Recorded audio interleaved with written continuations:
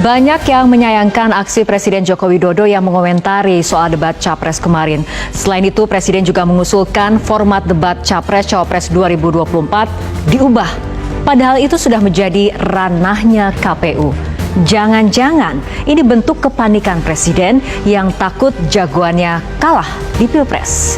Karena sudah rahasia umum jika Presiden sangat berpihak ke salah satu paslon.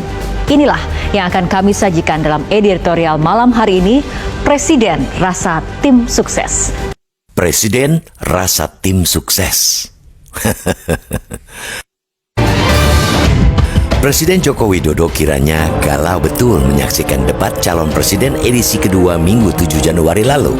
Saking galaunya, dia salah arah dalam menyikapi perdebatan itu, lalu mengusulkan usulan yang jelas-jelas salah.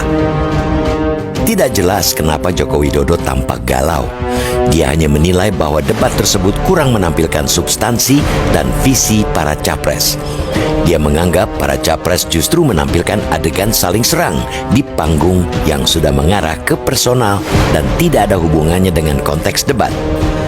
Kata dia, hal ini kurang memberikan mengedukasi masyarakat yang menonton. Tak cukup memberikan penilaian, Presiden Joko Widodo lantas mengusulkan kepada Komisi Pemilihan Umum atau KPU agar format debat diubah. Tidak dijelaskan secara rinci perubahan apa yang dia inginkan. Format debat ialah domain KPU. Format juga tidak begitu saja berlaku di debat kedua capres, tetapi telah menjadi aturan main di dua debat sebelumnya, baik antar capres maupun antar cawapres. Jadi, tidak ada pembenaran secuil pun bagi Presiden mengusulkan perubahan format. Apalagi usulan itu baru dilontarkan setelah Capres Prabowo Subianto kedodoran menjadi bulan-bulanan serangan Anies Baswedan dan Ganjar Pranowo dalam perdebatan. Alasan bahwa debat mempertontonkan adegan saling serang secara pribadi mengada-ada. Debat kedua capres memang seru dan panas, tapi publik tahu semua masih berlangsung di koridor yang benar. Tidak ada tendensi pribadi dari Anies dan Ganjar saat menyerang Prabowo. Seluruh serangan diarahkan pada kebijakan, pada gagasan Prabowo yang kini menjabat sebagai Menteri Pertahanan. Benar bahwa Anies dan Ganjar ingin menjatuhkan Prabowo. Keduanya pun ingin saling menjatuhkan, dan itulah esensi debat. Yang penting, cara yang ditempuh benar, tidak menyentuh ranah personal, urusan pribadi, tidak menjebak, dan itulah yang ditunjukkan di panggung debat. Kalau memang Joko Widodo ingin debat lebih substantif, kenapa dia tidak mengusulkan perubahan format ketika anaknya, Gibran Rakabuming Raka, merusak etika perdebatan dalam debat cawapres? Kenapa Presiden seakan menganggap lumrah nafsu besar Gibran untuk menjatuhkan Muhaimin Iskandar dan Mahfud MD dengan mengajukan pertanyaan jebakan? Bagi Presiden, mengomentari perdebatan antar capres amatlah tak elok.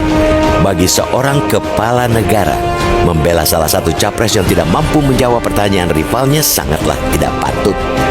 Bagi pemimpin tertinggi, mengurusi hal teknis seperti mengusulkan perubahan format debat tidak hanya tidak elok, tak patut, tapi juga berbahaya. Kita apresiasi KPU yang menolak usulan Joko Widodo, mengomentari, membela kandidat, dan usul format segala macam adalah urusan publik, pengamat, atau tim sukses. Karena Joko Widodo juga cawe-cawe, ia semakin menegaskan keberpihakan dirinya kepada Prabowo Gibran, kendati di mulut selalu berkata netral.